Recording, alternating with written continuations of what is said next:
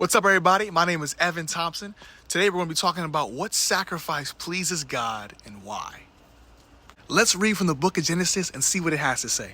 This is Genesis chapter 4, and this is verse 3, I believe, through 7. In the course of time, Cain brought some of the fruits of the soil as an offering to the Lord, and Abel brought an offering, fat portions from some of his firstborn of his flock. The Lord looked with favor on Abel and his offering, but on Cain and his offering he did not look with favor. So Cain was very angry and his face was downcast. When the Lord said to Cain, "Why are you angry? Why is your face downcast? If you do what is right, will you not be accepted? But if you do what is wrong, sin is crouching at your door. It desires to have you, but you must rule over it." The difference in the sacrifices are simple.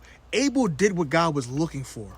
He sacrificed the lamb because he knew that his sins offended God. And by that sacrifice, now God looked over his sin by the shedding of innocent blood from that lamb.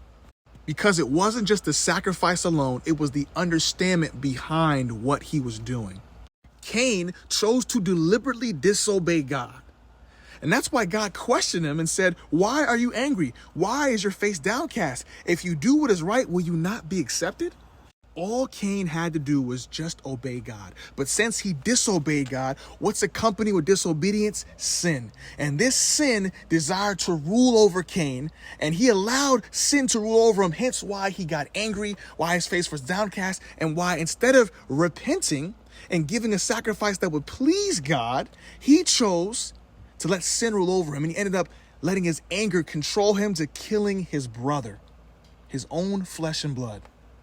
My challenge to you guys is simply this. How can God reject you if you're obeying and doing what he's telling you to do? How can he reject you? He will not.